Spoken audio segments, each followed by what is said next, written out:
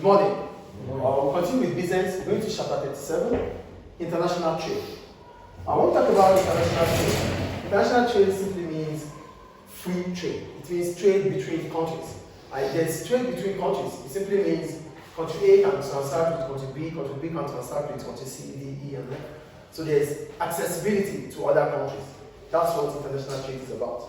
So I hope international trade, this is the trade between countries. I think that point is clear, right? Yes. Great.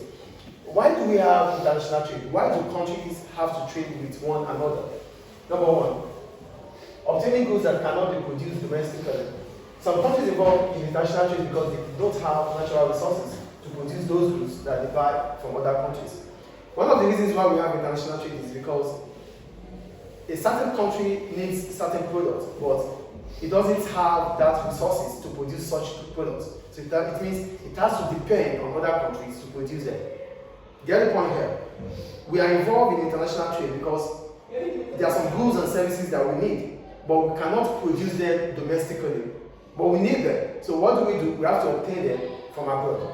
So that means we have to transact with the rest of the world. Do we understand the first point here? Obtaining goods that are not produced domestically.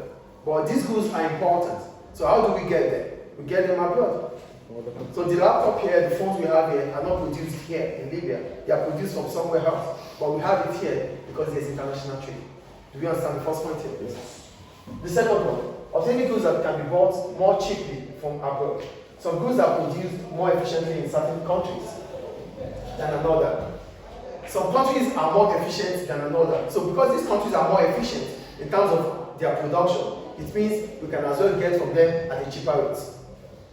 Get the point here? Yes. Some countries, they figure out how to produce goods or services efficiently. And because they are efficient, it means their cost of production will be low. So because their cost of production is less compared to other countries, it means we can as well transact with them. So we are buying those goods, we are importing from that country because getting from that country is cheaper compared to other countries, in relation to other countries. So that's why there's international trade. Do we understand the second point here, please?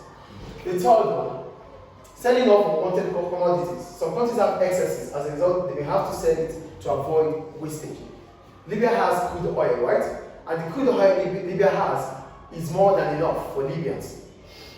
So literally it simply means Libya is underpopulated because the resources available is more than the population. Do you understand? That's how you define underpopulation or overpopulation.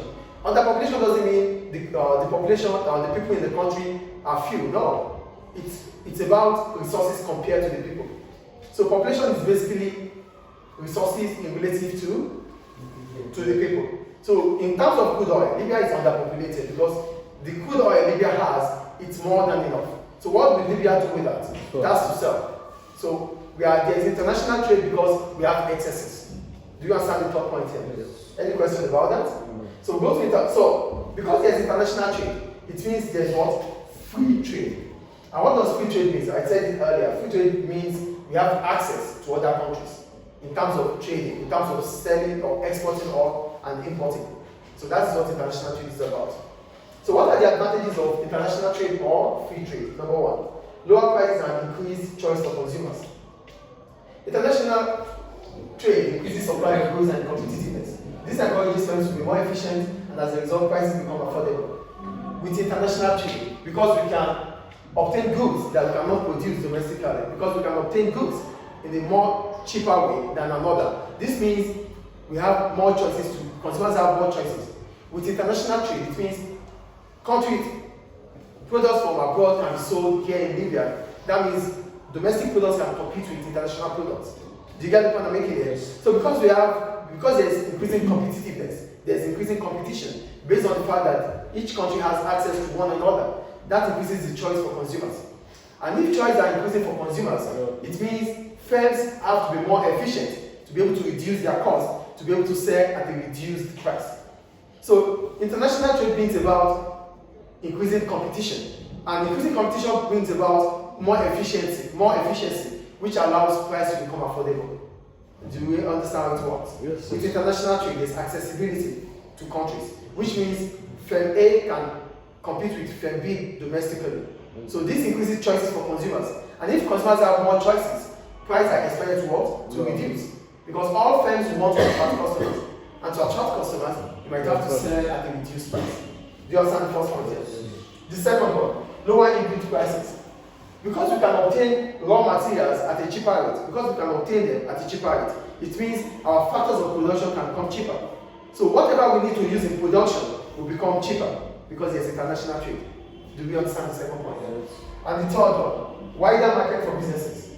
Now that there's international trade, it simply means we have large customer base. That means customers are everywhere. We can sell to any customer across the world. That is what international trade will bring about. But without international trade, it only means Libyan businesses will only sell to Libyans.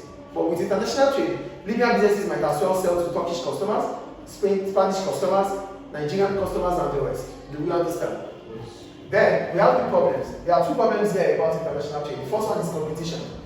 With international trade, it simply means foreign businesses might come to Libya and dominate the Libyan markets.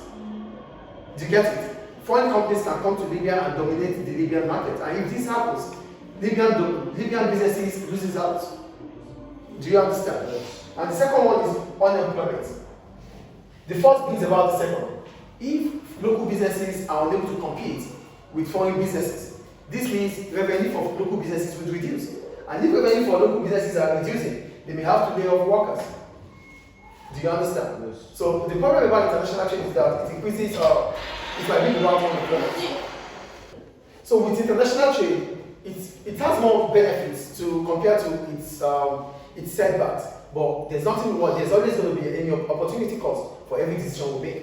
So if we are going for international trade, we should always remember that it might affect the domestic businesses. Is it clear? Yes. Do you have any question? So that ends international trade chapter 37. Thank you.